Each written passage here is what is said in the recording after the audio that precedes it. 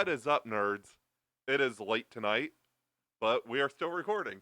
Yeah, This is the like fifth 3 hours video. later. This is the fifth video being recorded tonight. We got more podcast content for you though. Yeah, we're not taking another 2 week gap. So right now, after midnight, we are reviewing My Adventures with Superman Season 2. I am Matthew, one of the superhero and sci-fi experts. And I am Dylan, the other superhero and sci-fi expert, the better one, might I add. Yeah, jury's still out. Anyway. So yeah, we'll recap Season 1 real quick. You watched Season 1 closer than I have, so do you want to recap Season 1 a little bit? Just real quick. Yeah. We don't need to do more than like 3 or 4 minutes on this. So, it's kind of just all of Season 1 is basically the origin of Clark as Superman, which figures. Yeah. This is him at the very beginning of his career, right? Yes. So he's been roommates with Jimmy for forever. He's just now meeting Lois. The three of them are now working at Daily Planet. He has to deal with Sam Lane. Yeah, he has to deal with Sam Lane. And Amanda Waller. Basically, he outs himself as Superman. He does an entire Sailor Moon transformation, which is awesome. I love that. I thought that was one of the best parts of it. It is. I think it's like the Netflix Princess of Power series in a way, at least in terms of animation style. It's kind of a breed between Princess of the new Princess of Power and anime, traditional anime. So basically, it's Superman trying to figure out how to juggle being Superman and being Clark Kent. It's him dealing with the new press. He comes across Parasite for the first time, like the 4th episode, I believe. And Livewire is in Season 1. Yeah, and Livewire as well. And Deathstroke. He comes across Task Force SX. Mr. Mala and the Brain. Yes. Who are lovers in this? Yeah, I love that. Honestly, I'm a big fan of it.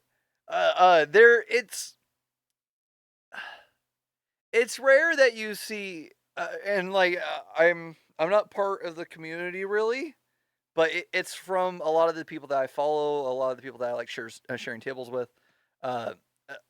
There's a constant complaint about depictions and representation in media. I like what they did with this. It was a happy, healthy, functional relationship. It wasn't plagued or anything like that. Like they were just super happy being who they were, and I personally love that. That was great. They don't really dwell on it a whole lot. It was just a happy, functioning relationship. Yeah. So I love that. That was great. This is my favorite version of Mr. Mala and the Brain that we've gotten. Yeah. And we've gotten quite a few over the years. Yeah. I love this. So Jack White is great as Superman. Yes, he is. I found out recently that he originally auditioned to be the DCU Superman. Oh man. Which I thought that was interesting. Yeah. I'm kind of glad that it fell through, because I feel like that would pull him away from My Adventures with Superman. True. And I really like his portrayal of Clark. I love the show so much.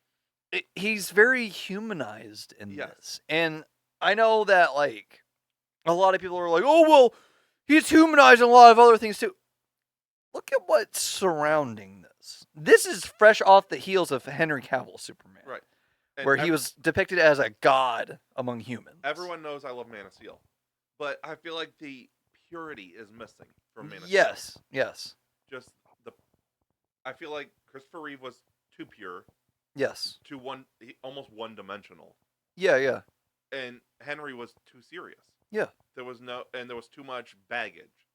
There was no purity behind the character. Right. And I feel like this and Tyler Hoechlin on CW is a good mix. Yeah, I can't really speak to Tyler Hoechlin. I still haven't watched Lois and Clark. You got till October. Or Superman and Lois, my bad. Superman and Lois. Yeah, I know. I need to power through all that. Lois and Clark is a whole other ballgame. Yeah, I don't really want to touch on the Dean Cain stuff. No. No, I can't really speak about that. Like, I liked what we got of him in Supergirl. That's really the only thing that I know about his Superman from. Which I think I saw all of the content that he appears in with Supergirl. Yes.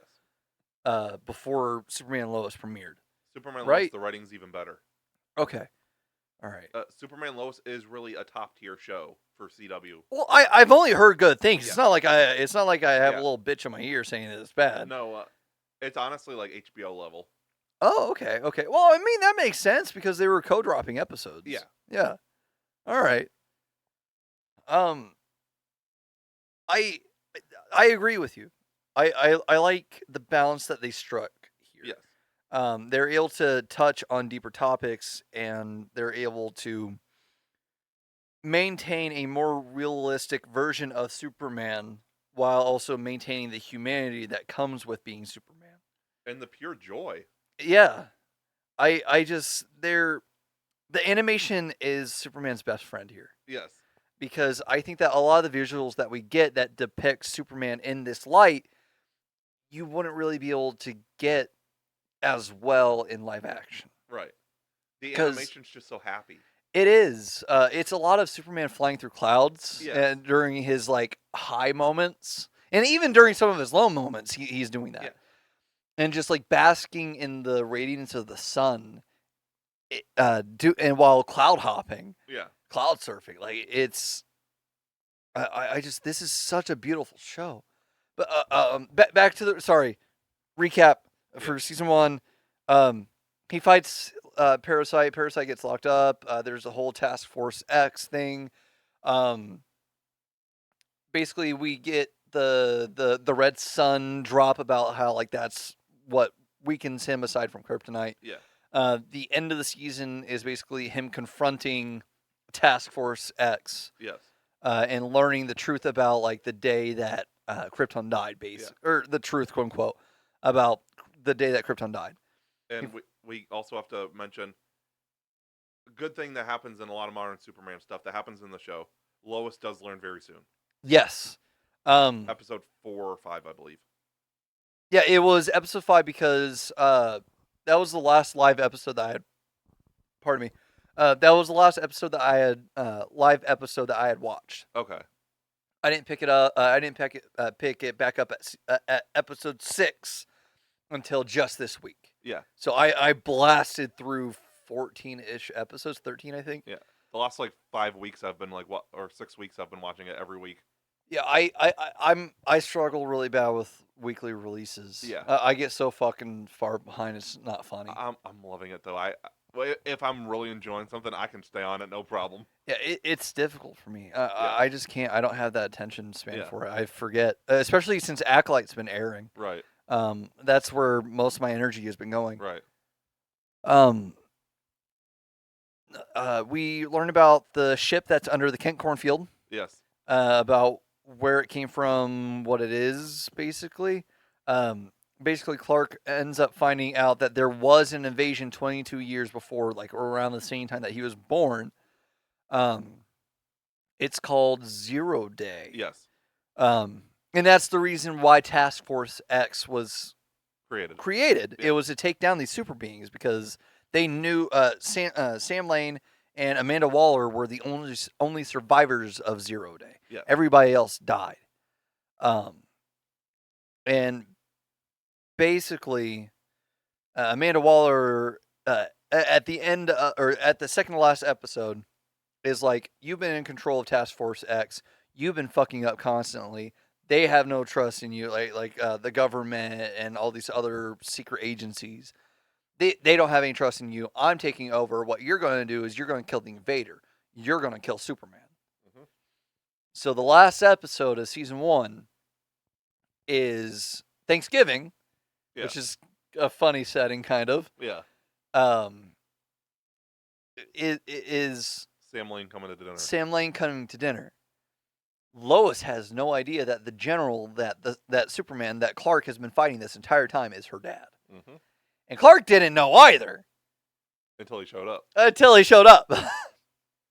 So. And then it's like, whoa, no. Yeah.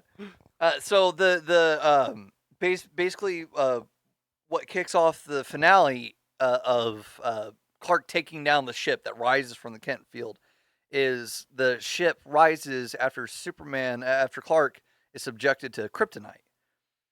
But it's kryptonite from an orb that Lois stole in episode 7. Yes. Episode 7, because Malo was 6 and Zero Day was 8 and 9. I couldn't remember. It's another case like Infinite. All the way through.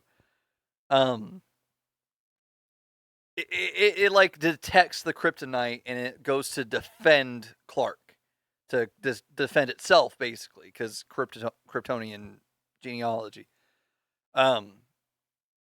So Superman takes it out, forces it back into space and shit, stops an impending invasion because when the ship rose, it created a portal to the rest of the fleet. Yeah, that's still out there. And Superman stops it, closes off the portal, destroys his home ship basically without ever really knowing what was up. Because he had talked to the hologram of his dad like 10 years before, but he didn't understand anything, and he thought that his dad was like going to kill him or something.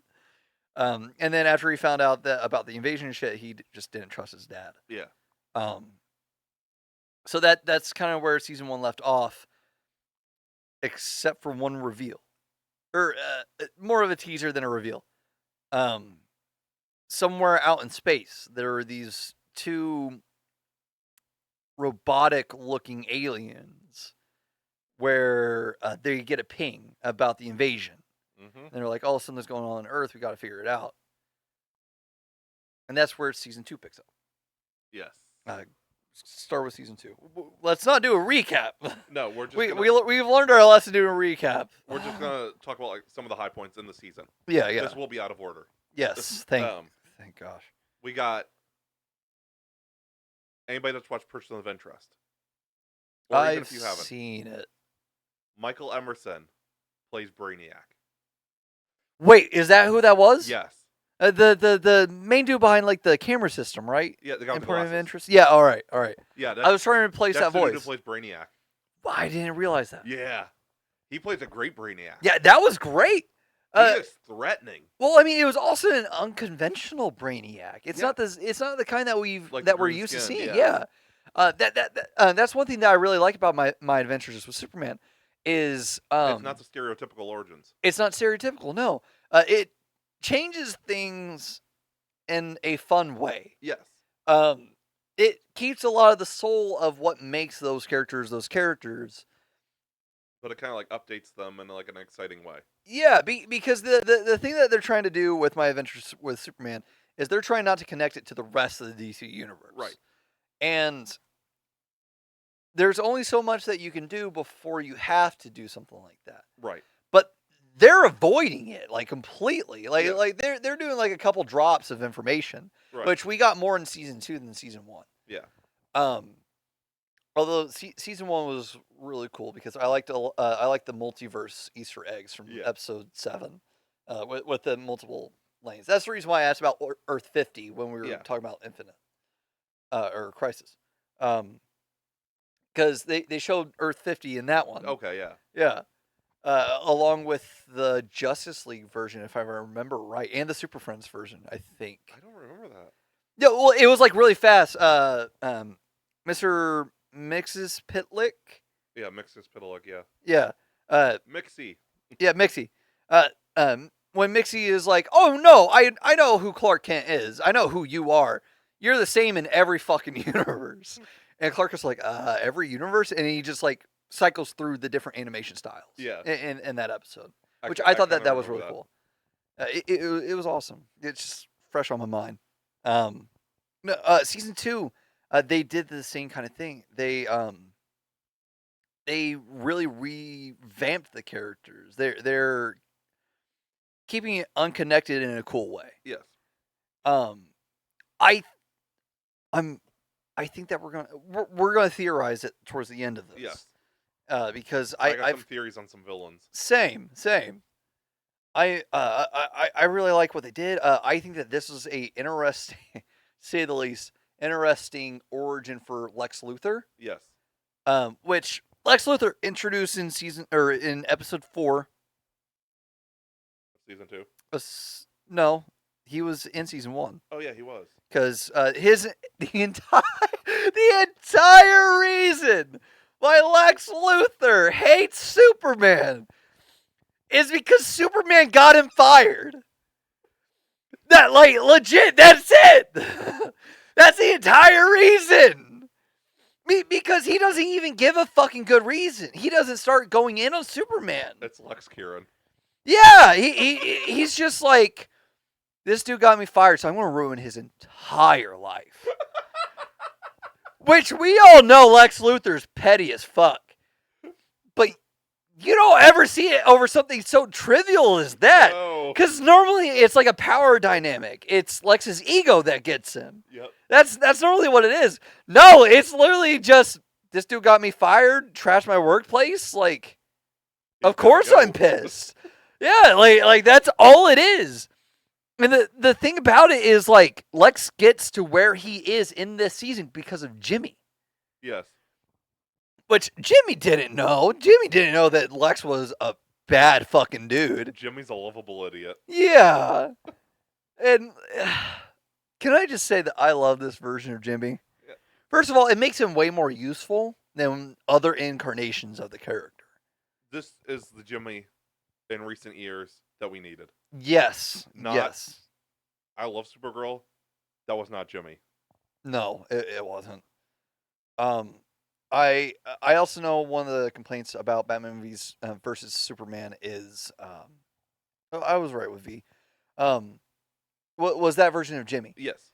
And while I've always been like, well, I mean, he kind of served his purpose in the story. I don't know what the fuck else he could have done. You don't know how much you need Jimmy till Jimmy's non-existent. Yeah. I just, it's, we've seen Jimmy pop up everywhere else. We saw him in Smallville. We got him in TAS, right? Yeah.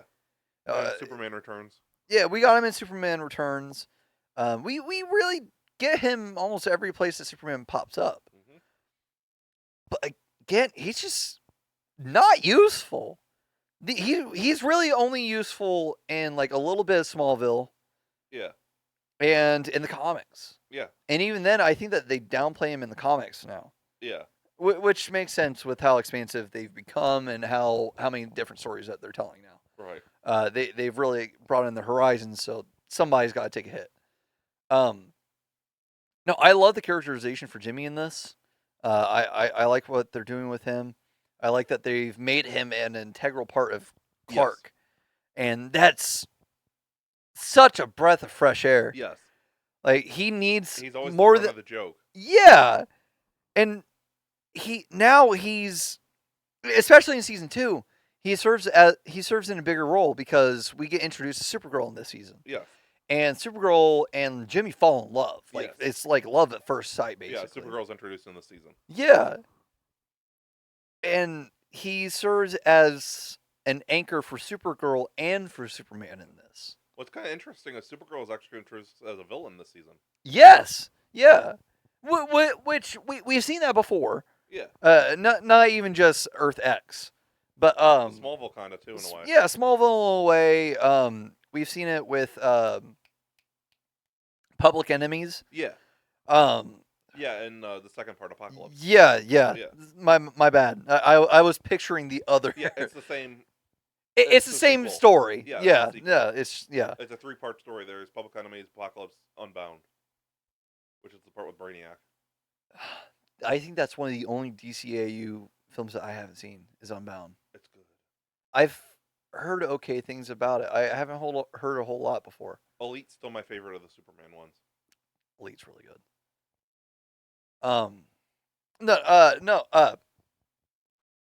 Yeah, Supergirl is basically a villain for most of this. Yes. And it isn't until she links back up with Clark back on Earth after she finds Jimmy. Jimmy basically takes her out on a date all day. Yeah.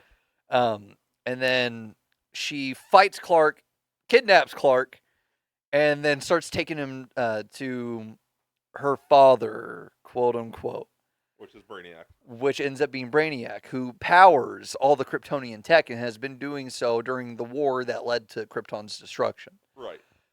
Which he caused. Which he ended up causing because there was going to be a ceasefire.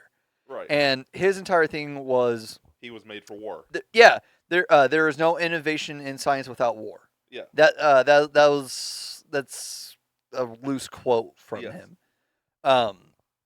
So, like, he was protecting himself more than doing anything to help Krypton. Right. And which he was like, oh, yeah, no, my prime directive was helping Krypton. Mm-hmm. It was doing shit for the Krypton. No, you fucking did this for yourself. Yep. Are you fucking kidding me? Like, are you dumb? For a supercomputer, you're pretty fucking stupid. But basically, Brainiac brainwashed Supergirl from infancy, and made her into like the ultimate weapon, right? Into the Eradicator. Yes. Which is a character from the comics. It is. That's a Superman storyline. Yeah. Which I hadn't made that connection until literally just now. Yeah. As I was saying it. Yeah. It was happening so fast in the episode. I just didn't fully process it. I guess. But basically he brainwashed her where he reset her memory, where if a world, like, she would raise hell on a world under this Eradicator status. Mm-hmm. But afterwards, he would reset her memory and make her think that everything was fine and dandy. Yeah. So, like, there was a drop of Thanagar. Yes. Which was awesome. Mm-hmm. I don't think we've ever seen Thanagar on screen. We have Justice League, the animated series. They did show Thanagar on screen? I believe so. I don't remember it. Because it's the reveal about Hawkgirl's role in the world, about how they were going to be invaders. Yeah, I don't think they ever showed Thanagar. Did they not? I could have sworn that they did. Well, because didn't she take them back to where all the other Thanagarians were? No, that was just a ship, I think. I don't know. I've got to rewatch it soon. Same. My memory is really spotty. Regardless, it was great seeing Thanagar, especially a new version of Thanagar if this was the second. We'll keep you updated on that because we're going to do something with it anyway. Yeah. I thought that was really cool. That was a really... there were a lot of neat Easter eggs. Yes. So far in the show. That being one of them. I like the connections that they're doing without actually connecting to the rest of the universe. Right. We are getting more Superman mythos, though. We got Steel. Yeah. Yeah, we hadn't mentioned Steel yet. That was fucking awesome. Uh-huh. I like that they have the Superman, the iconic Superman pentagon. Yeah. The pentagonal symbol. Yeah. I like that they're sneaking that into shit. Yeah. Because that was so, like, blatantly fucking obvious on the Steel suit. Uh-huh. Just wait. But it was just... What are you talking about? You'll find out. Okay. When you watch another show. Superman Lois? Okay. I'll take your word on it. I don't know what the fuck you're talking about. It hasn't been spoiled for me. Did Steel actually show up? Huh. Okay, I'm down for it. I'm excited. No, Steel was awesome. Yes. I'm glad that they devoted like an entire episode to that. Yes. It's great that we're getting more Steel content too. Yes. Because he did not start off hot. No. The 90s were not good to him. No. What was supposed to launch Steel ended up launching Superboy. Which was interesting. Well, I meant the Shaquille O'Neal movie. Oh, yeah. I was going to bring that up. I was going to bring that up on the main episode that we recorded today. I was going to be like, so, Shaquille O'Neal fully bodied that role, right? I meant to bring it up. It wasn't until afterwards that I was like, shit. Garrett would have murdered you. I know he would have. Oh, it's so distraught. I hope he doesn't watch this episode. I think I'm going to do it as an honorary mention of the next one. As long as I remember, I mean. he would have facepalmed so hard. No, I love this. I love what it was. I love that. Again, they're remaking the characters in an interesting way, and it's a joy to watch. It is. They gave Steel so much heart in just one episode, and even then, he was only in it for half the episode. Right. He appeared towards the end, obviously, because a lot of the characters that had been introduced reappeared. Mm-hmm. Heatwave, Livewire, Banshee. Yeah. One that we haven't talked about, Atomic Skull. Oh yeah. That was. I know Atomic Skull from Batman Beyond. Yeah. Like that was my first thing with the character. Yeah. So anytime that I see Atomic Skull now, I'm like, oh hell yeah. The do I know you? Yeah. The thing in Batman Beyond. Oh, so good. Seeing him in this, he was a fucking terror. Yeah. Which I'm glad for somebody that's as hard as the Atomic Skull. You want them to go hard when they appear. Yes. He delivers. Mm-hmm. Granted, he really only faces off against Superman, but he's such a commanding presence in every shot that he's in. It's such a great display of his powers too, because you don't get a whole lot of Atomic Skull content. You don't. So they really let him shine here. We got that. We got Parasite again. Yeah. Which Parasite was kind of like the climax villain of season 1. But he really lost it here. Like he lost it before. He was fucking crazy. He's just totaled here. He's done. Yeah. They'd take him the fuck out here. But Atomic Skull was amazing. Steel was amazing. I liked back to the Steel episode.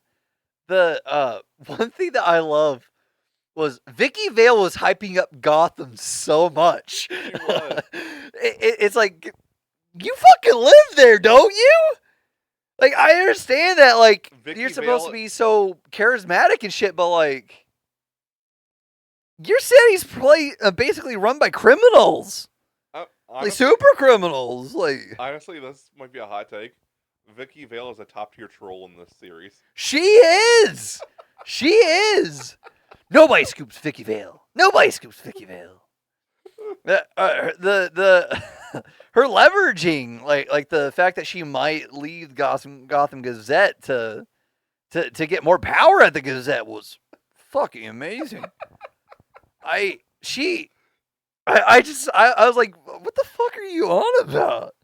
I was like, the fuck is this? Different Vicky Vale than Batman 89. Yeah, 1000%. At least Batman 89 Vicky Vale had some integrity. Yeah, like this one is just does not care. All the dirty tricks in the book, she's all fucking for it.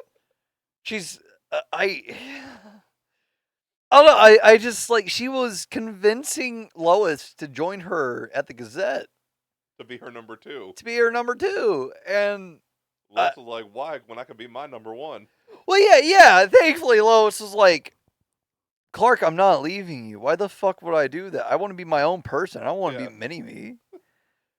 But I don't know. That was one thing that really, it made me laugh my ass off. Yeah. When that dawned on me during the episode. I was like, well, she's really making Gotham out to be a million times better than it actually is.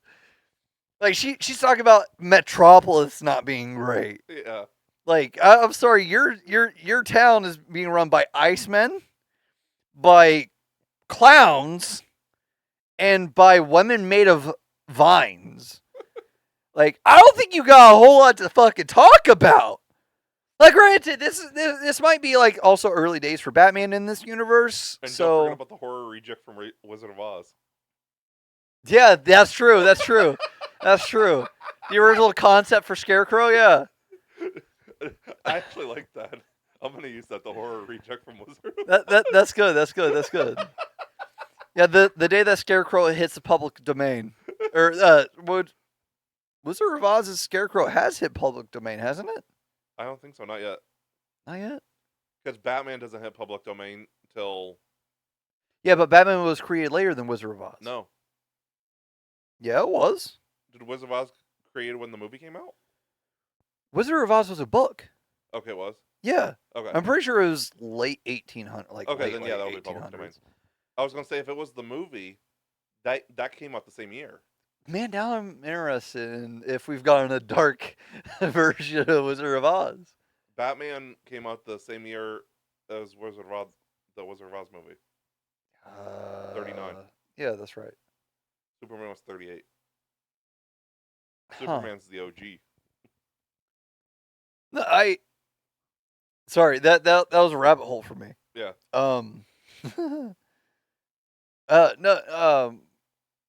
Yeah, like she's fucking like all that. Yeah. In Gotham, and Vicky Vale's like, "Hey, come here. It's such a great place. Like, don't worry, you won't regret about it. You'll work under me." Like, she could die at any point. Like 10 times more so than being in Metropolis. Right. Like her chances skyrocket. And she's always in danger around Superman. So you gotta think about like the math on it. Yeah. Like that percentage of danger drastically increases. Yes. I was like, Vicky, what the fuck are you on? Blatantly lying too? Like, you're trying to convince her, but at the risk of her own life, like, every second of every fucking day. Vicky's just on her own game that she's She is. She's playing her own fucking game of chess. No, talking a little bit more about Brainiac, I really like what they went with the character here. It was good. Like I said, Emerson was the Michael character. Emerson. Emerson's portrayal was amazing. He added a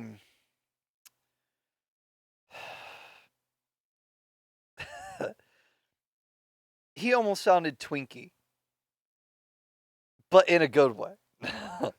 Like it was the same kind of menacing that Paul Dano's Riddler is. Yeah.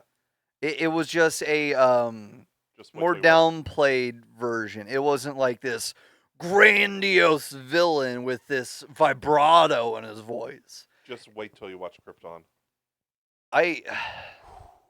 I'll watch it one day. Terrifying. Really? I've seen how he looks, and he looks fucking great in it. He is terrifying. Okay. And you get Lobo. Yeah, that's always a plus. Is Lobo only in the second season? Yeah. Or? But I think he's in multiple episodes. I would hope so. I need to rewatch it. I was so ticked, getting off topic for a second. They had set off like this huge plan, and then they canceled it. Yeah, I heard. Like Thanagar and Darkseid. And... Yeah. Well, I mean, Sci-Fi Channel stuff doesn't last around forever. I learned that the hard with Warehouse 13. Yeah, that's when you get Amazon to pick it up like they did The Expanse.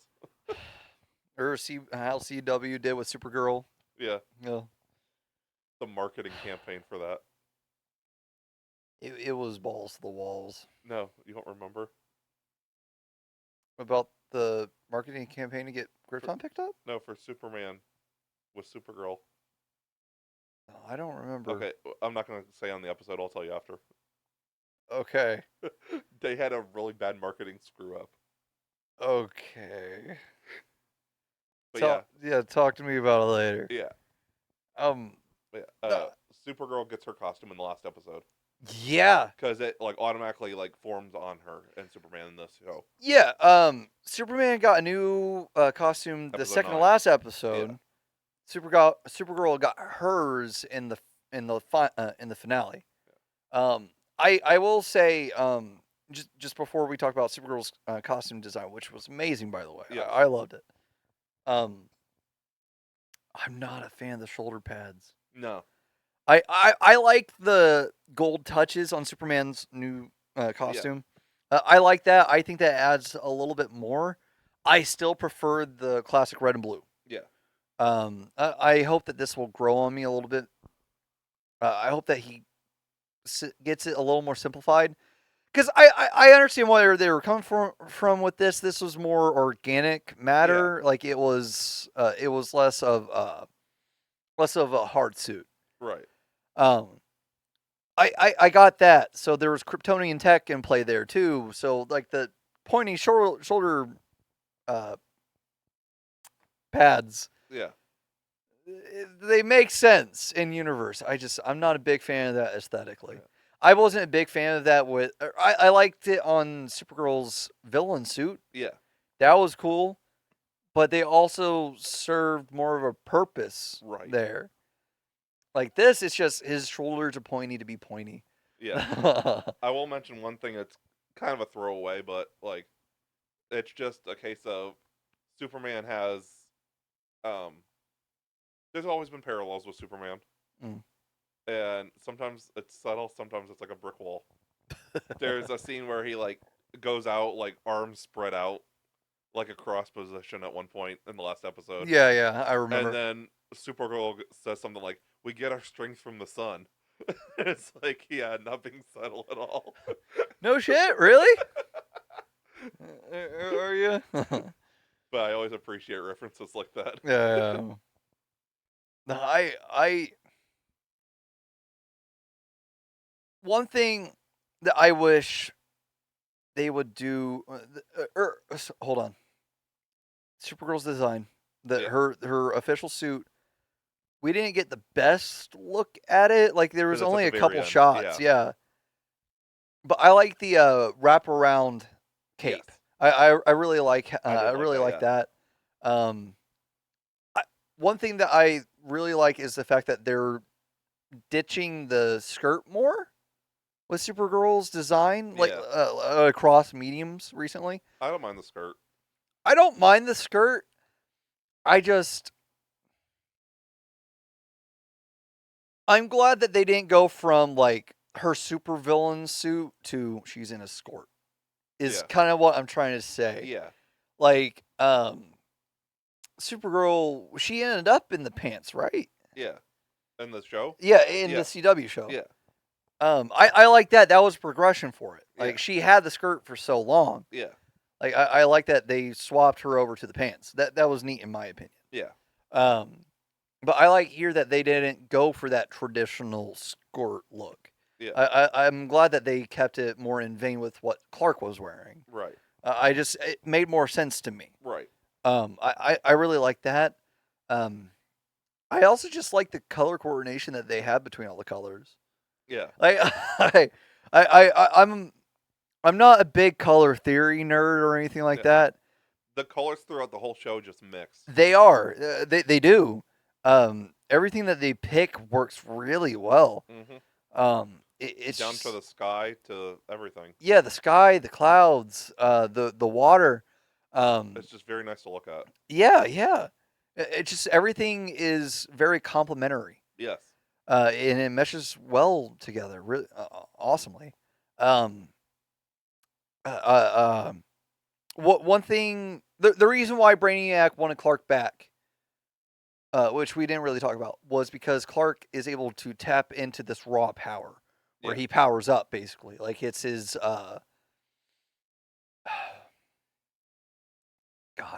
what would be the best comparison for it? I don't know. Okay. He goes Super Saiyan, kind of. Yeah. But this is the power he gets from the sun. Yes. It's like when he's pushed to his limits. Yes. No, well, I mean, I'm just talking about like before the finale of season 2. Right. He overloads. Yeah. Is how I would put it. He's in overdrive.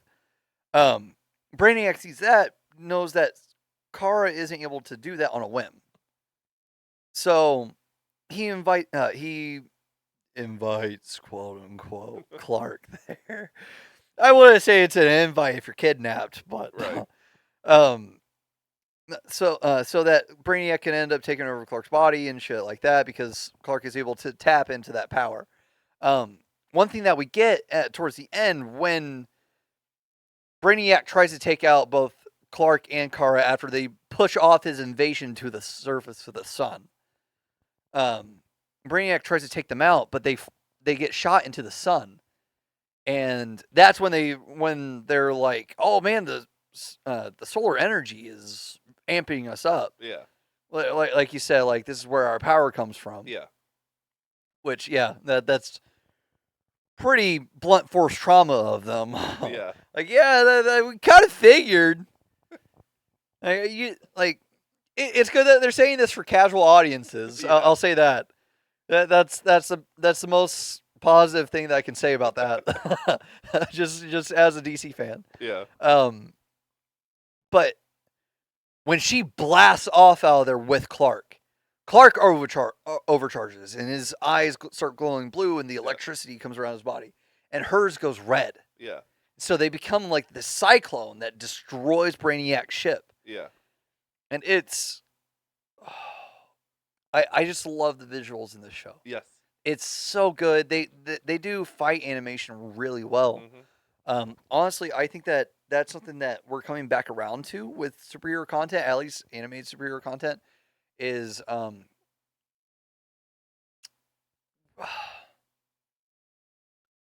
I said at the beginning of the review, they're able to pull off cooler visuals and animated content than they can with live action. Yes. And this show really is no different. Like, the fight scenes alone are fucking amazing. And I'm glad that we're getting to that point, because Invincible is the same kind of thing. We're going to be getting that with Batman Cape Crusader. Yeah. Batman can be so much better fighter in animation than they can live action. They can make him a lot smoother. Yeah. They can make him a lot more menacing, more intimidating, make him work with the shadows. You can't do that with live action. No. Like Christopher Nolan got close. Yeah. I think that he's the closest that we've gotten to something like that. Pattinson, kind of. To a lesser degree, I would say. Because they focus more on the detective aspect. Right. He's not the best fighter yet. Yeah. So I think that once... Part 2. Yeah, I agree, part 2. Part 2, at least Pattinson's I hope not going to be messed with. I hope that we get Mr. Freeze in part 2. I know. But I digress. This is about my adventures with Superman. Yeah. I don't think there's much more to say, really. There's not. The show has been amazing. Yeah, I like the little drops that we've gotten. We got a Green Lantern. Yeah. Which was fucking awesome. Yeah. We got an actual Thanagarian. We didn't just see Thanagar. We got Thanagarian. Yeah. Thanagarian, whatever. Yeah. We got a Thanagarian too. I didn't recognize the third race, but it looked a little familiar. Yeah.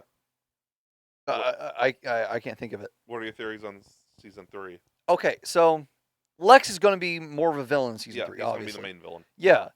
I believe we're also probably going to get Toyman. I could see Toyman. We haven't seen him yet. Lobo. God, I would kill for Lobo. I really hope that we get him. They mentioned the main man. Did they? Yeah, I heard the main man mentioned. Either 9 or 10. I don't remember that.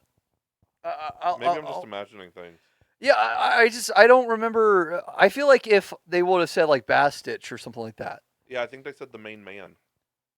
Well, Kara swore at one point, and that's what I think that was the only connection to Lobo that I would have picked up, because I'm pretty sure that it was one of Lobo's swears. Okay.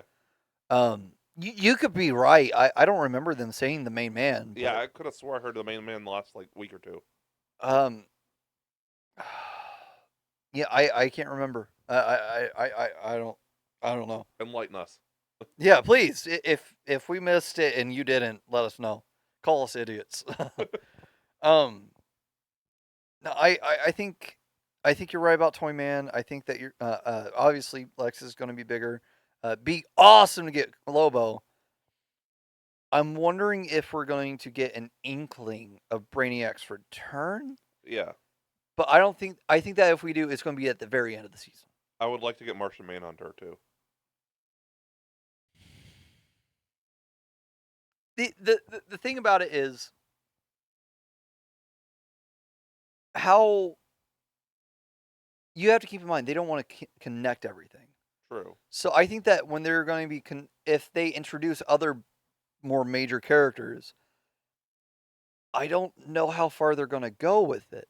You think it's going to be ones that stay relatively within the Superman mythos? Yeah, I think that that's strictly where they're going to try to keep it, at least for a while. For a while, like I could see them branching out after like 4 seasons or something. I could see us getting Bilbo Babowski. Yes, I need Bilbo. I need Bilbo so bad. Yes, I fucking love Bilbo. He's my favorite thing. The fact that one of the last appearances of Bilbo that we have is from fucking Injustice 2 is ridiculous. Death of Superman, the animated movie. Well, I know there's been more recent things, but like one of the very last ones was that. Yeah. Like such a minor fucking thing, and it was an off-stage appearance. I need Bilbo. I need Bilbo bad. I'm pretty sure Bilbo's going to be in. Superman was really sad. It was. That hit me too. He was my best pal. Why'd you let him die? I think we're gonna get Bilbo in Legacy. Yeah, we are. I'm pretty sure that's been confirmed. I think that James Gunn said that he wants to introduce Bilbo. At least he said that he wants to. This will be the first time in live action, I believe. Pretty sure, I don't think he was in Smallville. No, because Clark really doesn't go anywhere. Clark doesn't really go to docks or to like a bar or anything. Yeah, so this will be the first time in live action. Be fucking awesome. I wonder who they're gonna get. I don't know. They get Nick Cage. Lou Ferrigno. That'd actually be really interesting seeing Lou Ferrigno's Bilbo. Because he's so synonymous with Hulk. Right. But like they kind of have that same like voice. Yeah, they do. He also still has the physique, I think. Yeah. So they could pull it off. I'd be super down for it. That would be really cool. No, it ends up being Henry Cavill. I die. Here comes all the Snyder fanboys. Really? You brought it back for Bilbo, but forever. Whatever, man. They're gonna be actually crucifying you. Listen, I'll take the sacrifice for it. Somebody's gotta say it. Henry Cavill is Bilbo when? But yeah, I think those are the characters that are gonna happen. Yeah, because it's not gonna be a whole lot. They're sprinkling everything, and I'm super glad for it. I think we're gonna get Maggie Sawyer and Dan Turpin. I could see that. Yeah. Wasn't there a big thing with Silver St. Cloud? Because she got introduced in 2. Yeah. Wait, what? No, because doesn't she tie in with Batman? Well, she ended up being one of Batman's wives. Yeah, she was with Batman. Yeah, okay. That's I think that's what I was thinking of. Yeah, I think that we're going to get Lana at some point. Yeah. Honestly, I think that if over multiple seasons, if they do start introducing external mythos characters, yeah. What I want them to do is do it slowly, like 1 or 2 max every season. I would like for it to, if they do it, I would like for them not to introduce the typical ones. I would like for it to be all space-based.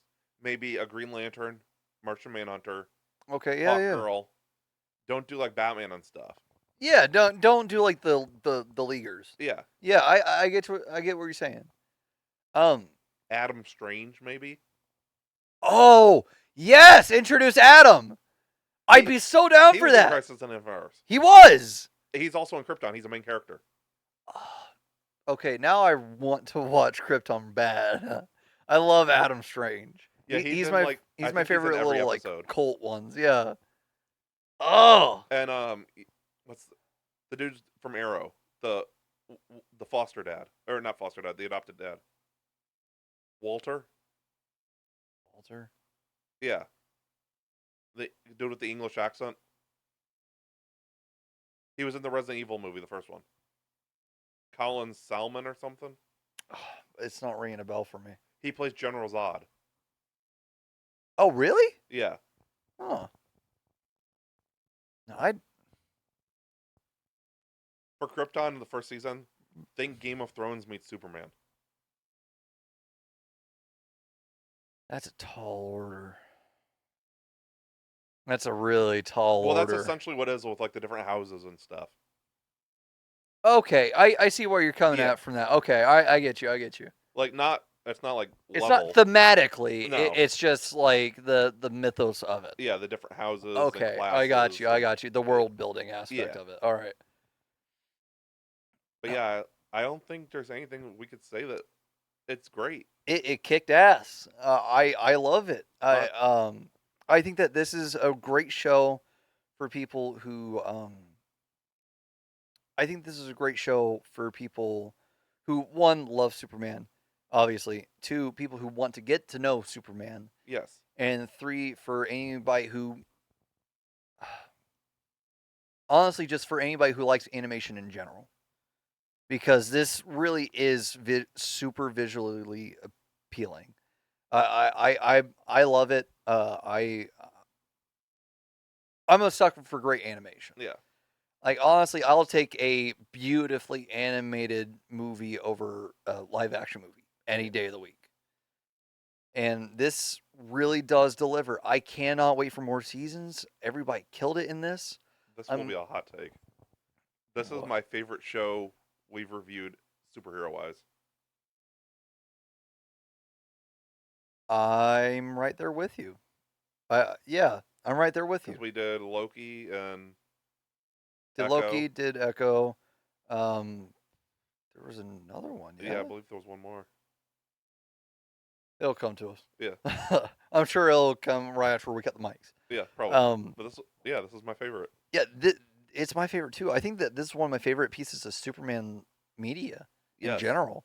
It's done super well. There's a lot of respect to the characters in it.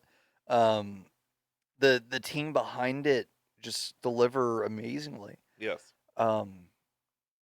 Definitely my favorite depiction of Superman and Lois. Yes. I like because they show the ups and downs in the second season a lot. That's what you're gonna see with Superman and Lois too. Yeah. I like I like the trope of superhero partner with regular person partner, like non-super partner. And like I say in Crisis on Infinite Earths, the relationship between Superman and Lois is one of the most pure superhero couple relationships. Yes, yeah. I just, this was really good. I liked, honestly, my favorite episode, I think, but before I say, what was your favorite episode of season 2? Or the entire show, either or? Probably the finale. Season 2? Yeah. Okay.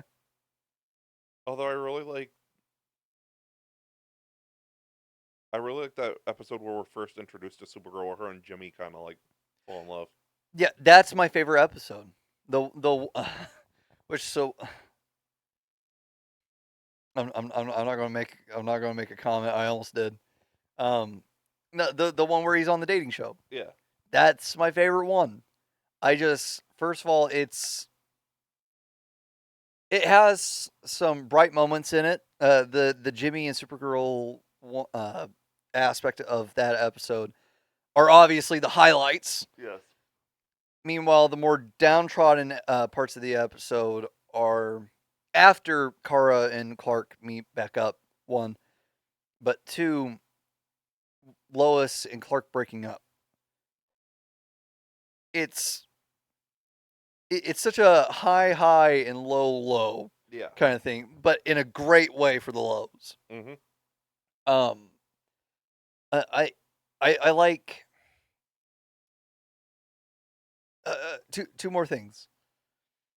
The episode where it's the second to last episode where Clark is trapped inside his own mind by Brainiac, by the system. And the Black Mercy. And Black Mercy.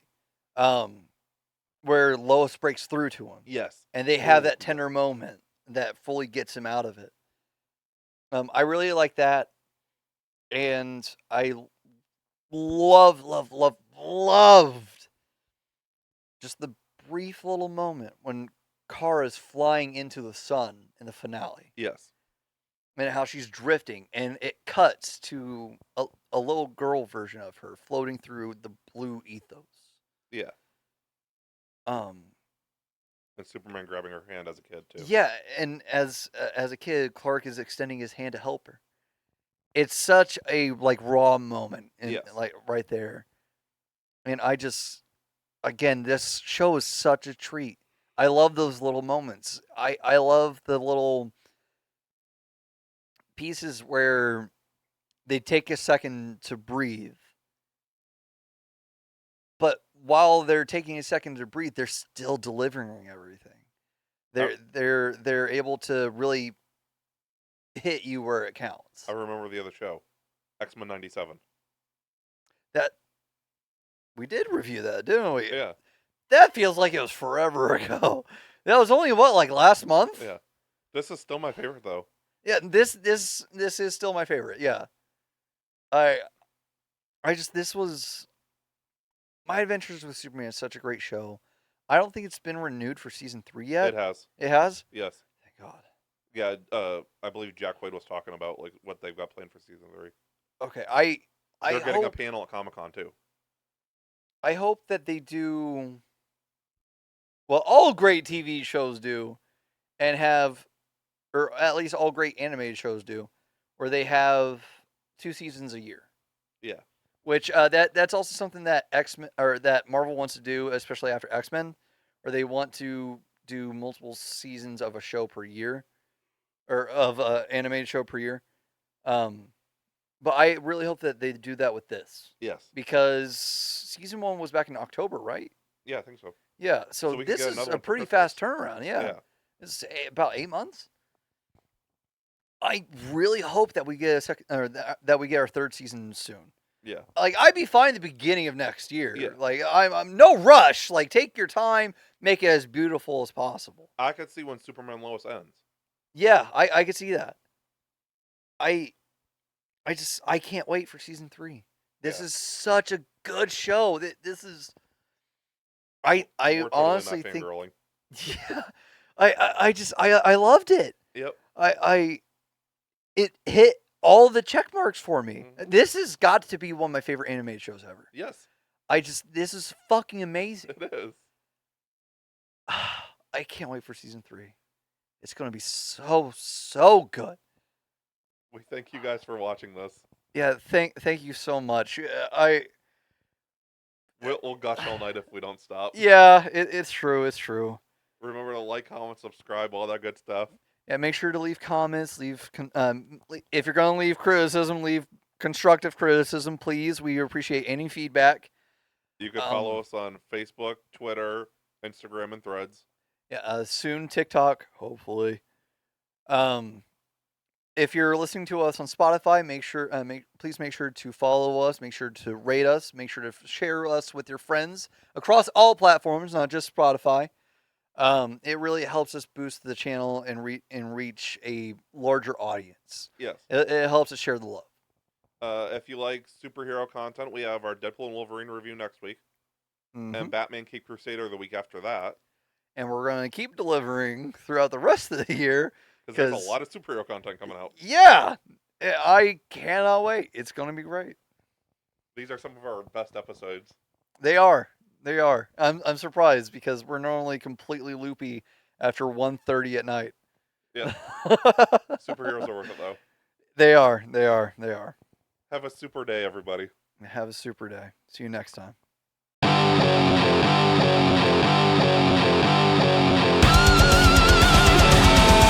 We have been the Cinema Asylum Podcast.